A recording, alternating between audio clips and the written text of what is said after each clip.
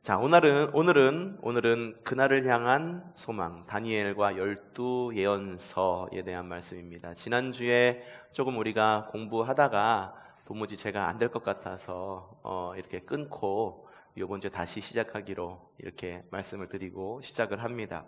자, 생각하기 한번 읽어봅시다. 시작. 우리 각자에게 간절히 오기를 소망하는 그날이 있습니다. 나에게 그날은 언제입니까? 자, 여러분들이 오기를 원하는 그날들이 누구에게나 다 있죠. 여러분들이 원하는 그날은 어떤 날입니까? 예, 천국 가는 날, 기다리신다라고 말씀하시고, 또 따님이 아기 낳는 날, 그날도 좋은 그날이에요. 그날도 좋은 그날이고, 또 어떤 날을 기다리시나요? 일에 학교 가는 날, 그래요. 이래가 학교 가야 우리가 자유할 텐데, 그쵸? 등교가 우리를 자유케 하리라. 그래요. 맞아요. 이래 학교 가는 날. 이래 학교 가는 날은 저만 바라는 게 아니라, 우리 가족만 바라는 게 아니라, 이래도 바래요. 이래도 바라고 있습니다. 예. 우리에게 누구든지 그날을 기다리고 있습니다. 이스라엘 백성들에게 그날은 어떤 날일까? 이스라엘 백성들은요, 주님께서 다시 이 땅에 오시는 날, 메시아가 오시는 날을 그날이라고 생각이 듭니다. 이스라엘 백성들은 다시 오시는 게 아니라 첫 오심을 아직까지도 기다리고 있죠. 이스라엘 백성들을 예수님을 메시아라 생각하나요?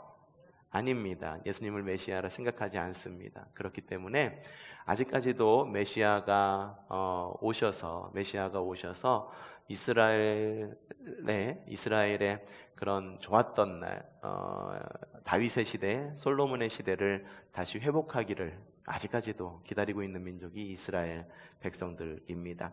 자, 그날에 대한 소망은 바로 묵시 혹은 계시에 대한 이야기를 해 나가려고 하는 건데, 묵시 혹은 계시란 무엇이냐 하면은, 우리는 보통 계시 하면은 떠오르는 성경책이 요한계시록을 떠올립니다. 요한계시록을 떠올리는데, 그 요한계시록 많은 목사님들이 강해하려고 굉장히 많이 노력을 하시죠. 굉장히 좋은 책이에요. 요한계시록 하면 떠오르는 이미지가 무시무시합니다. 그렇죠? 무슨 말들이 나타나가지고서 막 피바람이 불고 막 심판이 일어나서 막 천년왕국에 굉장히 무시무시한 그런 기록을 우리가 요한계시록이라고 이해하고 있는데, 사실 요한계시록은 무시무시한 기록이라기보다도 신랑 되신 주님께서 신부된 교회를 맞이하러 다시 오시는 기록이 바로 요한계시록입니다. 왜 옛날에 우리 그런 동화들 있었죠. 공주가 살고 있는데 왕자가 저 멀리 떠났던 왕자가 악의 무리에게 사로잡혔던 공주를 구하기 위해서 왕국으로 다시 돌아오는 이야기들, 동화들, 그 동화의 이야기, 바로 그런 이야기가 바로 요한계시록입니다. 근데 요한계시록이 우리가 그렇게 생각하지 않고 대부분의 사람들이 무시무시한 책이라고 생각하고, 그리고 굉장히 상징들이 많이 나타나 있다 보니까 많은 사람들이 요한계시록 하면은 풀어야 할 무엇이라고 생각을 합니다. 그래서 감추어진 무엇, 계시 하면은 우리 역사 가운데 감추어진 비밀, 막 이렇게 생각을 하는데, 사실 계시 혹은 묵시라고 하는 것은 있는 것을 감추는 것이 아니라 감추어진 것이 드러나는 것, 그것을 바로 계시 혹은 묵시다라고 이야기를 합니다. 그러니까 요한계시록 속에 감추어진 무엇인가를 갖다가 내가 설명해 줄게요 라고 해서 요한계시록 뭐 특별 무슨 이렇게 해석 집회 막 이래가지고선 하면은 한 번쯤 이렇게 한번 걸러서 생각해 볼 필요가 있어요. 사실 요한계시록이라고 하는 것은 무엇을 감추기 위한 책이 아니라 무엇인가를 알려주기 위한 책이 요한계시록이기 때문입니다. 구약 성경에도 요한계시록처럼 이스라엘 민족의 앞날에 대해서 어떻게 이루어질지, 그날이 어떻게 임하게 될지를 기록한 책들이 있는데, 그게 뭐냐면 그 역할을 하는 것이 바로 다니엘서입니다. 다니엘서입니다. 자, 다니엘이라고 하는 사람은요, 성경에 나와 있는 그 어떤 사람들보다도 많은 왕을 섬긴 사람입니다. 다니엘은 포로로 잡혀간 사람이에요. 포로로 잡혀갔어요. 바벨론이라고 하는 나라는 남유다를 남유다에 쳐들어와서 총 2회에 걸쳐서 포로로 끌고 갔는데, 다니엘은 1차 때 1차 포로 송환 때, 송환이 아니죠. 1차로 포로로 끌어갈 때 바로 그때 바벨론으로 끌려간 사람입니다. 그의 나이가 10대 때였어요. 10대 때 바벨론으로 끌려가서 그곳에서 궁에서 교육받으며 성장을 했죠. 바벨론의 느부갓네살 왕은 이렇게 젊은 사람들을 궁으로 끌어들여서 궁에서 먹이고 입히고 교육시키면서 궁에서 자라게 했습니다. 그가 원했던 건 뭐냐 하면 외부 민족을 데리고 와서 궁 안에서 교육시키면서 바벨론인으로 만드는 것이 목적이었어요. 그 외의 것은 아무것도 원치 않았던 거예요. 야, 네가 뭘 해도 괜찮아. 하지만 네가 돼야 될 건 뭐냐 하면은 바벨론인이 되는 거야. 그걸 원했던 거예요. 우리나라도 일제시대를 겪으면서 일본이 원했던 것이 있어요. 그게 뭔지 아십니까? 우리나라 사람이 일본인이 되는 거예요. 그렇다고 해서 일본 사람하고 똑같이 대우를 해줬느냐? 그건 또 아니에요. 그건 아니고 그걸 정체성이라고 말하는데, 정체성이 일본인이 되기를 원했던 것처럼 바벨론의 느부갓네살 왕도 다니엘과 그리고 그곳에 끌려간 많은 젊은이들에게 요구한 것이 뭐냐 하면 그들의 정체성이었던 유대인의 정체성을 버리고 바벨론의 정체성을 입기를 원했던 거죠. 그래서 바벨론의 지식, 그리고 바벨론의 식사, 바벨론의 이름, 그 모든 것들을 바벨론식으로 바꾸어서 교육시켰습니다.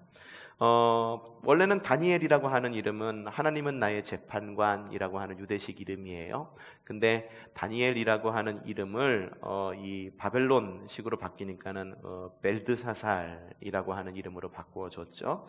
벨신의 은밀한 보물을 지키는 자라고 하는 그런 이름의 뜻이었어요. 이상한 게 좀 우리가 이 다니엘서를 읽으면서 좀 특징적인 게 뭐냐 하면 다니엘은 중간에 뭐 벨드사살이라고 하는 이름이 나오기는 하지만 끝까지 다니엘이라고 이름이 불립니다. 그런데 다니엘의 세 친구의 이름은 뭐였었나요? 사드락, 메삭, 아벳느고. 이 사드락과 메삭과 아벳느고는 모두 유대 이름이 아니라 바벨론의 이름이에요.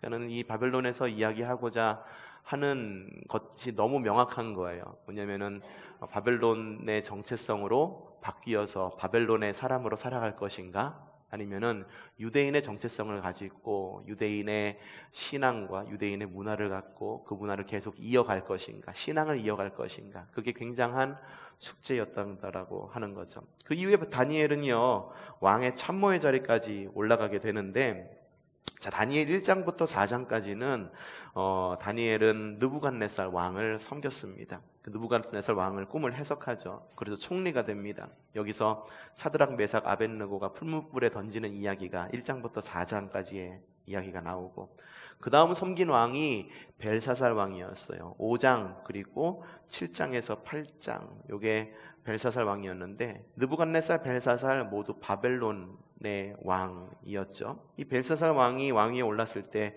연회 중에 벽에 이렇게 무슨 글씨가 써지게 되죠. 이 어떤 글씨였나요?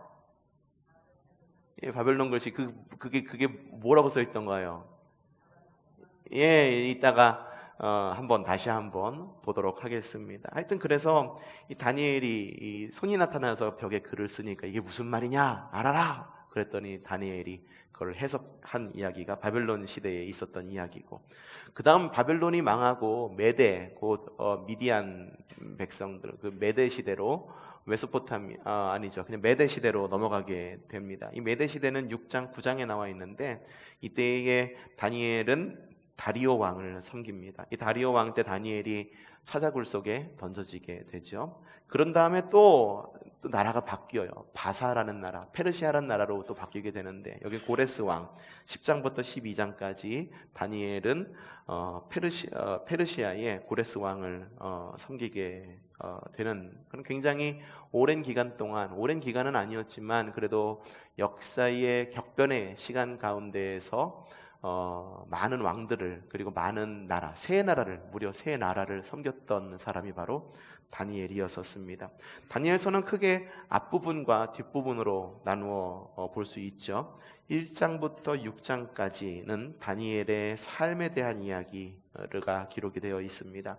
다른 사람의 꿈을 해몽한 하는 다니엘의 모습이 드러나 있고, 바벨론에서부터 페르시아 제국 포로 시대를 배경으로 합니다. 자, 이날에 말하는 그날, 이날은 어떤 날이냐 하면은 앞부분 1장부터 6장에 나타난 그날은 어떤 날이냐? 바벨론과 페르시아의 환난과 멸망, 그리고 이후에 회복의 날, 이 날을 바로 다니엘서에서는 그날이라고 보여지고, 7장부터 12장의 그날은 반면에 환난의 날, 이스라엘 백성들이 이제는 이렇게 고향 땅으로 돌아가게 되지만, 이후에 그리스라고 하는 또 커다란 제국이 나타나서 그리스 제국에 의해서 환난을 당하게 되고, 그렇지만 하나님께서는 이스라엘 백성들을 버리지 않고 다시 회복시켜 주겠다라고 하는 다니엘이 꿈을 꾸죠. 이전까지는 1장부터 6장까지는 다니엘의 삶의 이야기를 보여주면서 남의 꿈을 해석하고 특정한 일이 일어나면 그 일에 대해서 해석을 해주는 지혜자로서의 다니엘이었다라고 한다면, 뒷부분 7장부터 12장은 다니엘이 직접 꿈을 꾸고 그리고 앞날에 있을 이야기들을 갖다가 이렇게 보는 그런 다니엘의 모습을 그리고 있습니다. 우리가 많이 알고 있는 다니엘의 이야기는 이 앞부분에 많이 치중되어 있어요. 뒷부분에는 많이 다니엘의 이야기를 많이 다루지 않죠. 그래서 다니엘 이야기 다루면 여러분들이 많이 들었던 이야기가 다니엘과 새 친구, 이래가지고 사자굴 속에 던져졌던 것, 풀무불 속에 이렇게 던져졌던 이야기를 많이 중심으로 알고 있는데, 이 뒷이야기도 굉장히 중요한 이야기다라고 하는 것입니다. 자, 다니엘서 뒷부분에 대해서 추가 설명을 좀 드릴게요. 이스라엘 민족은요, 세계 열강들의 틈바구니 속에서 식민지로 굉장히 비참한 역사를 살았던 민족이었었습니다. 아수르, 바벨론, 페르시아, 메데, 메소포타미아, 여러 가지, 그리스, 로마, 이런 나라들이 이스라엘을 쳐들어와서 이스라엘을 식민지로 삼았습니다. 물론 신약과 구약의 중간쯤 시기에 이스라엘 민족이 독립했던 시기가 분명히 있었어요. 하지만 그 시기가 그렇게 길지는 않았고, 그리고 그 시기에도 역시 여러 국가적인 그리고 문화적인 그런 권력의 암투들이 있었던 것을 볼 수가 있습니다. 그 중에서 다니엘서 뒷부분에 등장하는 제국이 바로 그리스 제국이에요. 그리스 제국, 그리스. 그러니까 다니엘서 뒷부분, 앞부분은 다니엘이 지금 있는 나라에서 있었던 일이고, 뒷부분은 그 나라에서 다니엘이 꿈을 꾸었는데 이후에 일어날 일들인데, 이후에 어떤 나라 때문에 이러한 일을 겪게 되느냐, 바로 그리스라고 하는 나라 때문에 겪게 된다라고 그런 이야기들이 펼쳐지고 있습니다. 그리스 제국 하면은 유명한 대왕이 있습니다. 여러분들이 잘 알고 있는 알렉산더 대왕이 유명한 대왕입니다. 이 알렉산더 대왕은요, 페르시아를 꺾습니다. 페르시아를 꺾고 세계 패권을 장악을 해요. 유다 땅 역시 그리스 제국의 식민지로 편성을 하게 되죠. 그래서 식민지로 편성된 이제 이스라엘 백성들에게는 한 가지 숙제가 주어졌는데, 그들이 포로 시대 때보다 훨씬 더 강력한 자기 정체성을 지켜야 되는 강력한 숙제가 그들에게 놓여지게 된 것입니다. 헬레니즘, 그리스 문화를 갖다 헬레니즘이라고 이야기를 하죠. 헬레니즘에 물들 것인가, 유대교의 신앙을 지킬 것인가.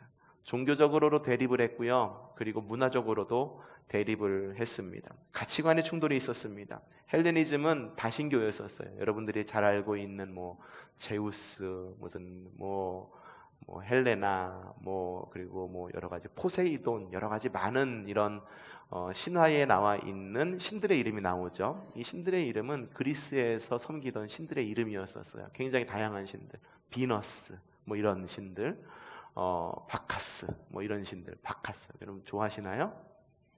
이것도 그리스 신화에 나와 있는 신의 이름입니다. 그래서 그리스식으로 쓰기도 하고 로마식으로 쓰기도 해서 우리가 알고 있는 이름들이 많이 혼용되어서 이렇게 사용하죠. 디오니소스를 바카스, 이런 식으로 여러 가지 이렇게 섞어서 쓰기도 합니다.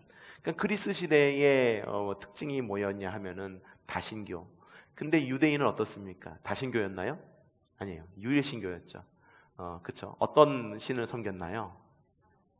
하나님, 야훼 하나님을 섬기던 것이 바로 유대인들이었습니다. 그러니까는 종교가 부딪히는 거예요. 종교가 땅땅 부딪히니까는 그 당시 사회는 종교하고 떼어놓을 수 없는 사회였는데, 종교가 부딪히니까는 문화도 부딪히고 가치관도 부딪히고 모든 것이 부딪혔죠. 그런 상황 속에서 그리스의 한 대왕은 이제 유대교를 말살시키기로 작정을 하고, 유대인이 굉장히 중요하게 여기던 유대인의 전통과 율법과 성전, 요 세 가지를 더럽히기 작전에 나서게 됩니다.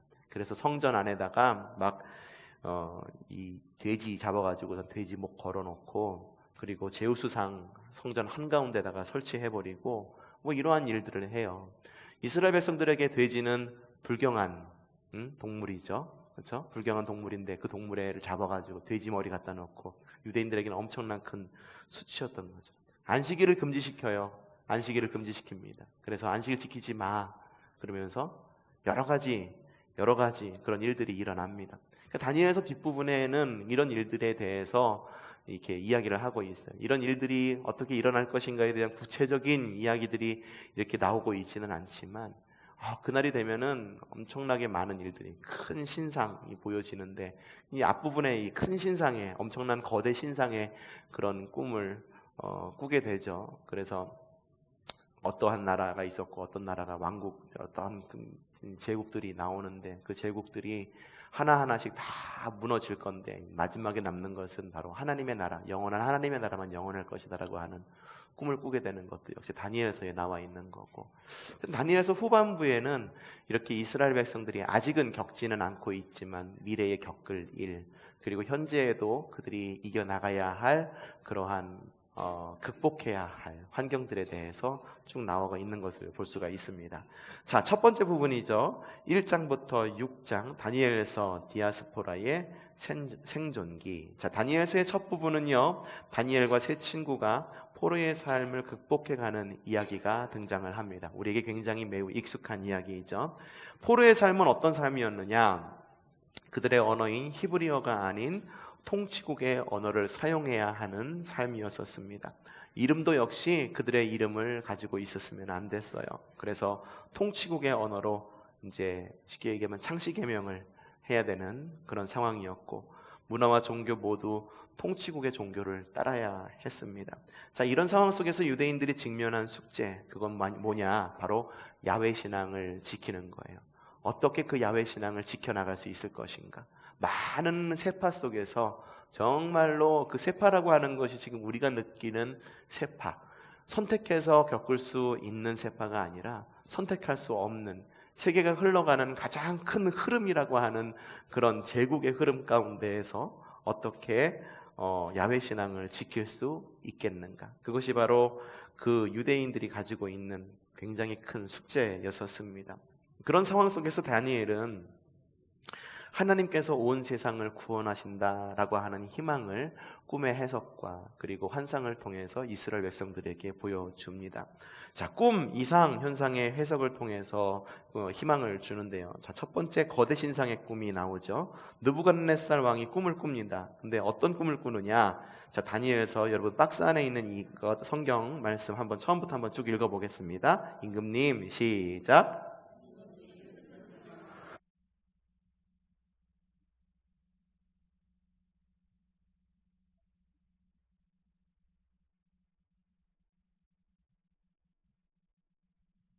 이 왕들의 시대에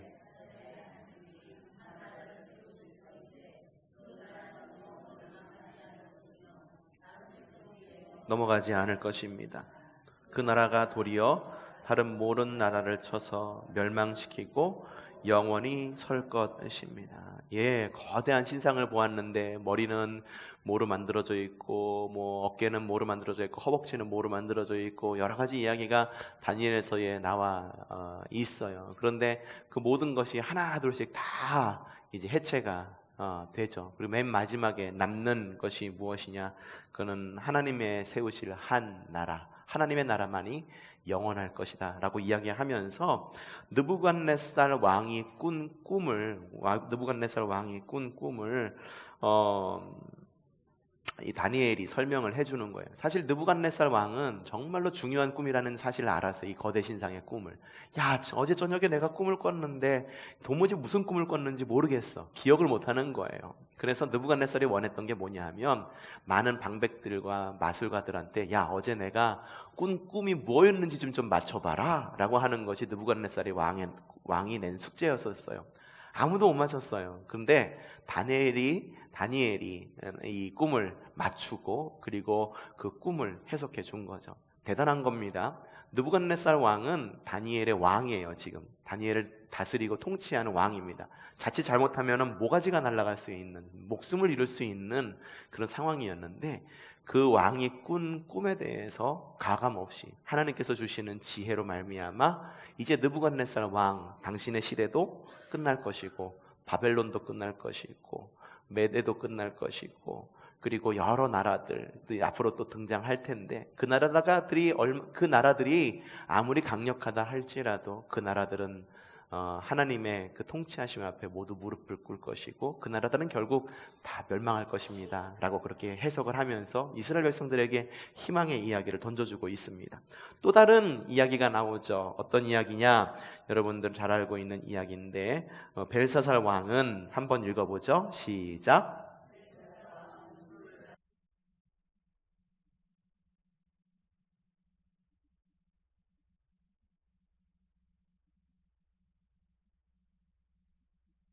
그들은 술을 마시고 금과 은과 동과 철과 나무로 돌로 만든 신을 찬양하였다. 기록된 글자는 바로 메네 데겔과 바르신입니다. 바로 그날 밤에 바벨로니아의 벨사살 왕은 살해되었고, 이렇게 뜨문뜨문 제가 여러 성경을 이렇게 나열해 드렸는데 이 벨사살 왕은 느부갓네살 왕의 아들이에요. 근데 벨사살 왕은 느부갓네살 왕보다 더 지독했습니다. 그래서 예루살렘에서 가져온 성전 기물들이 있었을 거 아니에요. 금그릇, 은그릇, 성전 기물들이 있었는데 이 성전 기물들을 욕보이려고 일부러 그것들 다 가져와 라고 말해놓고 손님들을 초청해갖고 그 그릇들에다가 술 따르고 그리고 음식 담고 그래가지고선 그 그릇들로 잔치를 베푼 겁니다. 성물로 잔치 베푼 거예요. 여러분 앞에 보면은 여기 보면은 성물들이 이렇게 놓여져 있죠. 저쪽에는 이제 성찬 잔과 성찬 이렇게 돼가 있고 여기는 세례반 그리고 물두멍이 이렇게 있는데 이런 것들을 갖다가 쉽게 얘기해서 이거예요. 여기다가 술 따르고 여기다가 음식 담아갖고 돼지머리 담아가지고선 음식 해먹고 그러면서 성물에 맞지 않는 그러한 잔치를 벌인 겁니다. 근데 손가락 하나가 나타나죠. 손가락이 나타나서 뭐라고 쓰냐? 메네 데겔 우바르신. 이게 무슨 뜻이냐 하면은 한문화 한세겔 반세겔이다 라고 하는 뜻이에요. 이게 이제 다니엘이 해석을 하죠. 그건 이게 뭐냐면 바벨론의 영적 무게를 달았다. 그러나 부족하다. 그리하여 나뉠 것이다 라고 하는 말이 바로 메네 데겔 우바르신이라고 하는 뜻입니다. 바벨론의 종말을 이야기하면서 역시 이 이야기를 통해 이스라엘 민족들에게 희망을 주죠. 그리고 여러 가지 시련을 이겨내는 이야기가 나옵니다. 3장에는 어떤 이야기냐? 풀무불의 시련입니다. 풀무불의 시련에서 풀무불에 던져진 사람은 누구였나요? 다니엘이었나요? 확실히? 네, 풀무불에 던져진 사람은 세 친구였었습니다. 그 사자굴에 던져진 사람은 누구였나요? 네, 다니엘이었었어요.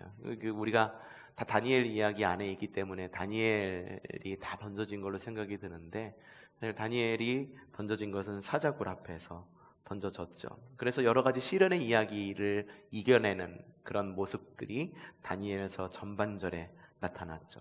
다니엘서 1장 6장에 나타나 있는 1장부터 6장에 나타나 있는 다니엘은요 하나님의 영이 굉장히 충만한 사람이었습니다. 그래서 왕들 그 당시 자신들을 통치하던 그 왕들이 다니엘에게 위협을 주고 그리고 그 세 친구들을 위협한다 할지라도 하나님의 영에 충만하여서 하나님과 약속한 그 약속을 끝까지 지켜나가는 사람, 한마디로 꾸준함을 잃지 않은 그런 사람이 바로 다니엘이었다라고 하는 거죠. 포로가 주인의 종말을 이야기해요. 이것만큼 더 큰 도전이 어디 있겠습니까? 목숨이 위태할 수도 있는 그런 담대함 속에 있었던 인물이 바로 다니엘이었다라고 하는 거죠.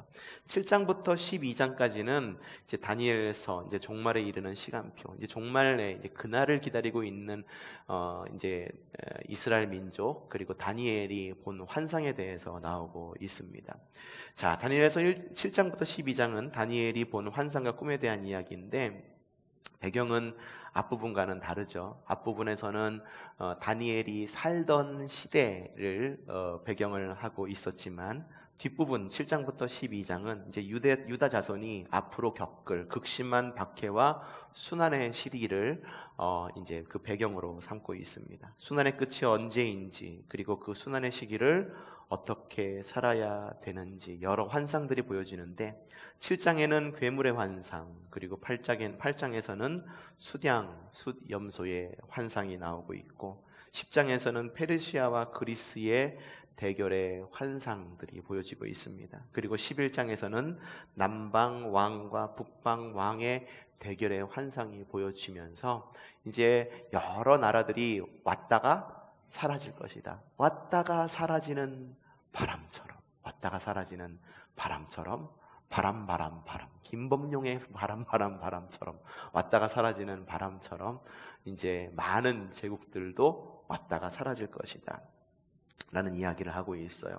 다니엘에서 나타나 있는 환상의 특징들이 있는데 뭐냐면 역사의 흐름을 선과 악의 대립으로 보고 있습니다. 하나님은 정해진 시간 동안의 역사의 통치를 악에게 맡겨두었다라고 하는 거예요. 악에게 맡겨둔 시기가 바로 어느 정도의 기간을 맡겨뒀다라고 하는 거죠. 지금의 시대는 악의 통치의 시대. 다니엘이 꿈을 꾸고 있는 그 시기는 바로 악의 통치의 시기.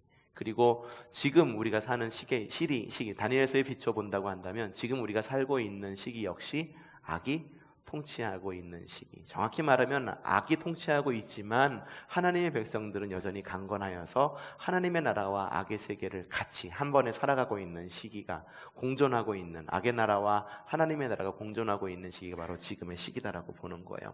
장차 올 시기 바로 그날은 어떤 날이냐? 인자 같은 이가 와서 곧 주님이 다시 오셔서 메시아께서 다시 오셔서 세상 권세를 모두 무찌르고 영원히 통치하는 그 시대가 앞으로의 시대가 될 것이다. 그날이 될 것이다 라고 하는 것이 다니엘서에 나와 있는 하나님 나라의 특징입니다. 자, 두 번째 이야기입니다. 소예언서 12예언서. 구약 성경 안에는요 호세아서부터 말라기까지 총 12권의 예언서들이 있습니다. 어떤 예언서들이냐? 여러분들 가지고 있는 박스 안에 있죠. 한번 읽어보죠. 시작. 호세아, 요엘, 아모스.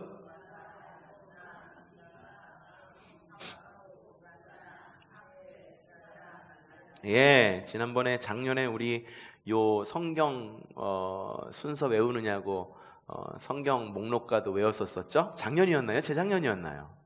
재작년이었어요? 벌써 재작년이었나요? 이야, 엄청 시간이 빠르게 흐르네요. 그때 학계 스가랴. 예, 그래요. 나머진 기억 안 나도 요거는 기억이 나는 것 같은데 성경 뒷부분에 있는 거, 구약 성경 뒷부분에 있는 거를 우리는 총 12권의 예언서를 뭐라고 이야기하냐면 바로 소예언서라고 이야기를 합니다. 우리가 소예언서라고 이야기하는 이유는 왜 소예언서라고 이야기한다고 그랬죠? 왜? 대예언서에 비해서 맞아요. 작아서, 짧아서. 그래서 소예언서라고 이야기를 합니다. 이스라엘 백성들은 소예언서라고 이야기하지 않는데요. 이스라엘 민족은 소예언서를 호세아, 요엘, 아모스, 오바디아, 요나, 미가, 나움, 하박국, 스바냐, 학개, 스가랴, 말라기 이렇게 나누어서 보지 않고 이걸 한 권으로 본다고 합니다. 한 권으로 본대요. 그래서 한 권을 묶어서 뭐라고 이야기하느냐? 테레 아사르라고 이야기를 한대요. 테레 아사르. 근데 이 테레 아사르라고 하는 말이 무슨 뜻이냐? 12이라고 하는 뜻을 가진다라고 합니다. 그러니까 12권의 이 소예언서를 한 권으로 묶으면은 다른 대예언서 한 권 정도의 분량이 나온다고 해요. 그래서 대예언서의 무게와 소예언서의 무게를 다르게 본 것이 아니라 같은 무게로 본 거다. 대예언서기 때문에 더 중요하고 소예언서기 때문에 덜 중요한 데가 그것이 아니라 대예언서도 중요하고 소예언서도 중요하다. 자, 유대교의 구약 성경은 총 24권입니다. 우리 구약 성경은 몇 권? 몇 권? 예?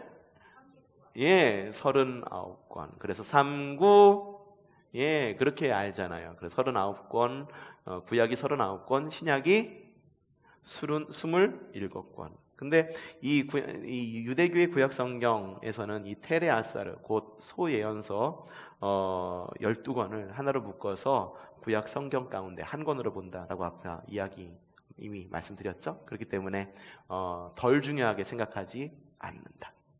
자, 12예언서의 세계. 12예언서의 순서는요, 큰 틀에서 연대 순으로 기록이 되어 있다라고 이야기를 합니다. 그 가운데에서도 12예언서 가운데 역사를 밝히고 있는 얘기, 확실하게 그 시대가 어떤 시대인지 역사를 밝히고 있는 책들이 있는데, 그 책들이 무엇이냐? 호세야, 아모스, 미가, 스바냐, 학개, 스가랴라고 합니다. 나머지 성경들은 그 시대가 어떤 시대인지 명확히 밝히고 있지 않대요. 대신 그 성경 가운데 나와 있는 여러 가지 정황들, 상황들, 그리고 단어들, 등장하는 인물들을 유추해서 시기가 어느 정도일 거다라고 유추할 수 있다라고 이야기합니다.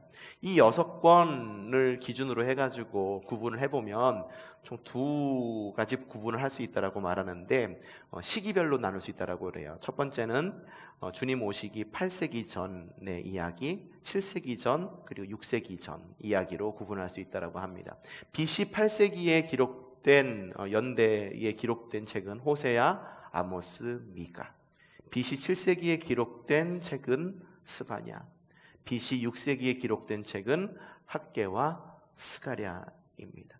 또 다르게 구분할 수 있어요. 북이스라엘 시대, 남유다 시대, 페르시아 시대 이렇게 나눌 수 있는데, 북이스라엘 시대를 배경으로 하고 있는 것은 호세아와 아모스, 그리고 남유다 시대를 배경으로 하고 있는 것은 미가와 스바냐, 또 페르시아 시대를 배경으로 하고 있는 것은 학개, 스가랴, 이렇게 나눌 수 있다라고 합니다.